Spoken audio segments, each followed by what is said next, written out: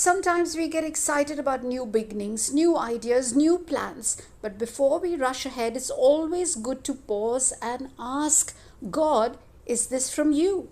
Let's look at Ecclesiastes 5 verse 3, which is the Amplified Version. For the dream comes through much effort, and the voice of the fool through many words.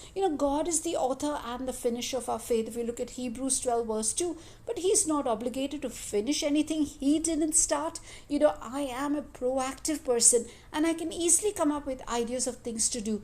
These ideas may be good things, yet not be God things.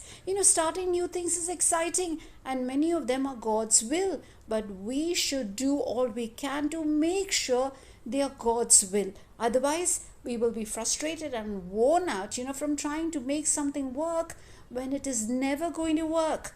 King Solomon writes here in today's scripture that a dream comes to pass through much effort, and this is true.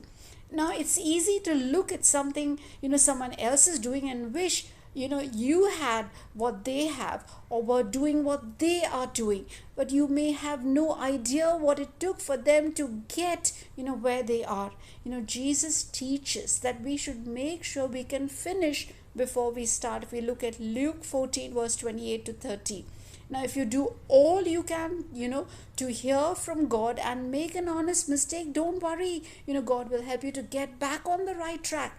But don't proudly think you can do something just because you get a bright idea. This caution, it's not meant to make you afraid to venture out into new things, but to encourage you to pray first and take those baby steps to see if God's hand, is on your idea.